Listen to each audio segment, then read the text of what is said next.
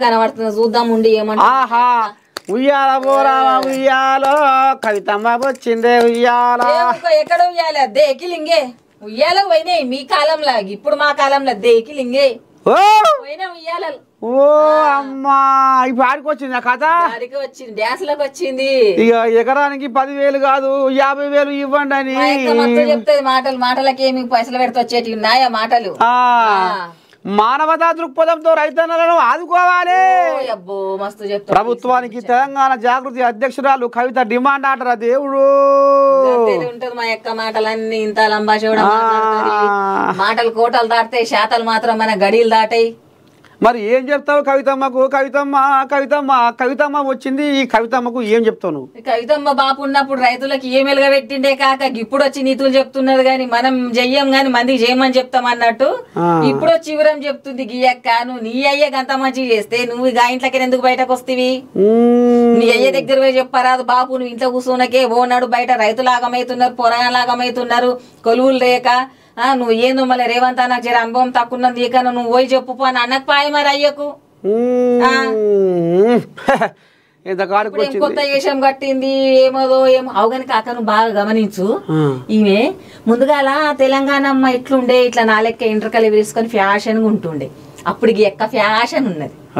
ఇప్పుడు తెలంగాణ కొత్తగా పెట్టిండు మన రేవంత్ అన్న తెలంగాణ విగ్రహం అవన్నీ తీసేసి. అది ఎందుకు తీసేసిండు తెలుసా? విగ్రహంకు అప్పుడున్న తెలంగాణకు అన్ని ఉండే, ఇప్పుడున్న తెలంగాణ ఖాళీ తెలంగాణ బోసిపోయిన తెలంగాణ అయింది కాబట్టి అమ్మ కూడా గిట్లుందని చెప్పని ఒక విగ్రహం పెట్టిండు కదా. ఇప్పుడు గీయక్క కూడా సేమ్ గట్ల నేషం కట్టుకున్నది చూడు. నేను నమ్మి బీఆర్ఎస్ లో ఉన్నా, నన్ను నిండా మోపిండ్రు, నన్ను ఖాళీగా చేతులతో బయటకు వెళ్ళగొట్టిండు అని చెప్పనికి గీషం వేసుకొని వచ్చింది అక్క. కవితక్క అమ్మని దండం మెద్దిగారు నాయన. అయితే మొన్న క్షమాపణ చెప్పిందటగా అమరవీరుల కుటుంబాలకు, ఎరికేనా నీకు? ఇగో ఏమంటారా చూడు, బాజాల చెప్తాను కొడితే పెద్దింట్లో పోయి కాలు మొక్తి అని అంటే అలా నాగంకు రోడ్ల మీద ఇడిసబెడితే పెద్ద పెద్ద వయసు పోరగాన్లు చచ్చే వాళ్ళకు, వాళ్ళ కొడుకులు, వాళ్ళ తమ్ముళ్ళు, వాళ్ళ అన్నలు, ఒక్కొక్కరి ఇంటికి శ్రీకాంత్ శారి తల్లి కుటుంబం ఎంత పరిస్థితులు ఉన్నది. ఆ పొద్దు ఆదుకోకపోతేవి ఈ పొద్దు వచ్చి నువ్వు క్షమాపణ చెప్తాలకి ఏమన్నా వచ్చిందా? వాళ్ళ ఇంట్లో ఆడబిడ్డ లగ్గమైందా? గూడు లేని వాళ్ళకి గూడు వచ్చిందా? కూడు లేని వాళ్ళకి కూడు వచ్చిందా? బాగానే వచ్చేసినావు రా శ్రీకాంత చారిని, బాగానే వచ్చేసినావు.